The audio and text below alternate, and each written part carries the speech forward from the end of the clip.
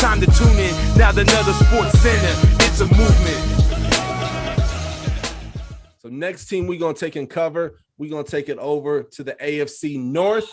And my man Payton, man, Cleveland Browns fan, proud Browns fan in the house, man. Take us away.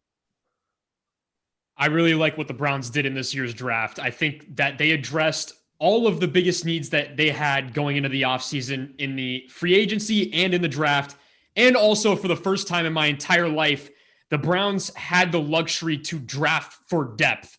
The players that the Browns drafted this year, not all of them need to come in and instantly change the look of the team for the first time in my life. So drafting Greg Newsome in the first round was such a great pick because that adds depth to the cornerback position.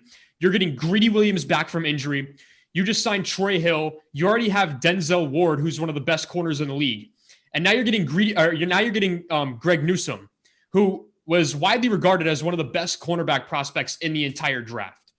And then you go into the second round, and with the 52nd overall pick, you have Jeremiah Owusu-Koramoah fall all the way to you to 52, who was ranked as one of the best linebackers in this class. The reason why he fell was because they found out he had some sort of heart condition that concerned some teams. So he fell on a lot of people's draft boards. But the Browns still got him, and I think it's going to pan out extremely well. They took two guys who have first-round talent. And then you also look at the pick. They took the wide receiver out of Auburn. I forgot his name. Anthony Schwartz. Anthony Schwartz. That's a speed guy, a guy who you could use on the end around. You get him in the open field, and he can do a lot of dangerous things there. And we got him in I think it was the late second round. And then you also shored up the defensive tackle position and then also gained depth at the offensive line position. So I think the Browns are actually now poised to make a Super Bowl run this year. Yeah. We'll see what happens. Baker still needs to progress a little bit, get a little bit comfortable in the offense with Kevin Stefanski there. But the Browns on paper have the most complete roster in the entire NFL now. Ooh. I love their 7th round pick when they took what's his name, gadget player Demetric Felton. Mm-hmm. I think that from was UCLA, right? I think that was a steal. You put him with Chubb, and who else they got back there now? Kareem Hunt. Yeah, the kicker Kareem Hunt. We'll just say that. But I think Demetric Felton was so under. Oh god, they got him in the 6th round. My bad. But yeah, I think he's a gadget player that can come in, be the second running back when they do 2 running back sets. I think that is a steal in the 6th round. A pick that you didn't talk about much that I thought was super underrated was James Hudson from Cincinnati. That dude is a powerful tackle, man. Like put him on the right side, and I think they're gonna have a team for years. And I agree. Isn't it crazy? Like in our lifetime, one of the Browns been like, oh, they're gonna be a Super Bowl contender legit. Like I really feel like they can come back, and I really feel like they can come back, and they're gonna be a problem. I don't think anybody's gonna want to play. Hey, real talk. I mean, and look at it's that Mike Shanahan coaching family tree. It trickled all down from Kubiak to Stefanski, and look at they're building it the same way. You know what I mean? Crazy offense. They started it last year when they brought in Jack Conklin and drafted Jedrick Wills. You know what I mean? They just like they're, you know what I mean? They're just gonna pound it down people's throats. You know what I mean? They play good defense. And it's exactly. They're gonna let Baker just kind of manage the offense, just manage the game, run the ball, get the play action going, and that offense is going to be clicking.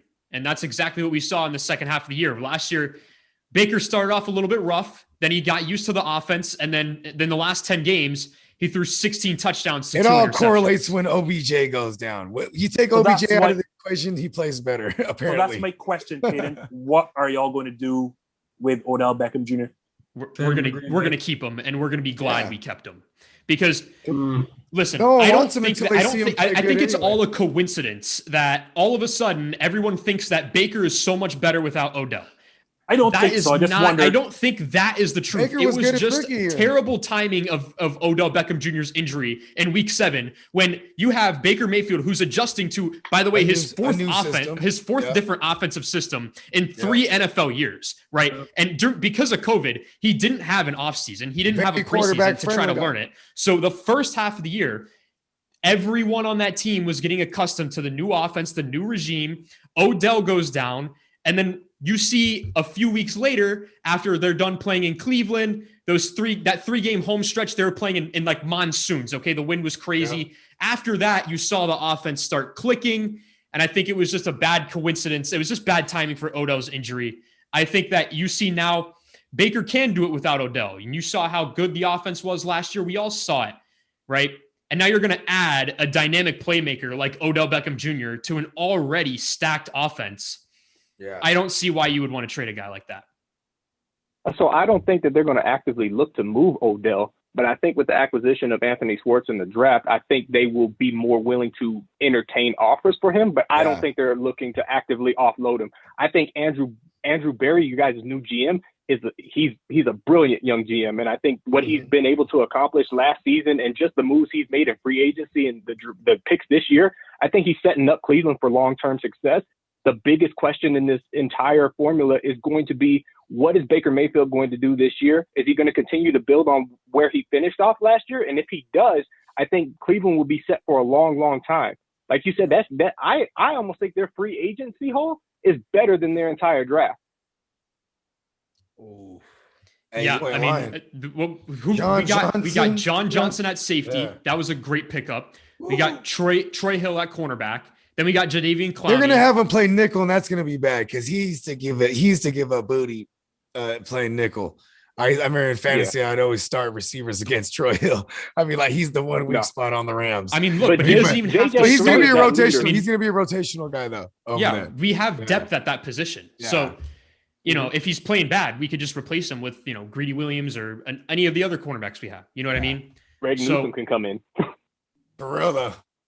Marvin Wilson's a name to keep an eye on for a while. Undrafted free agent defensive tackle who got almost $200,000 in guaranteed money. Like that doesn't happen. Yeah, that doesn't happen for undrafted guys.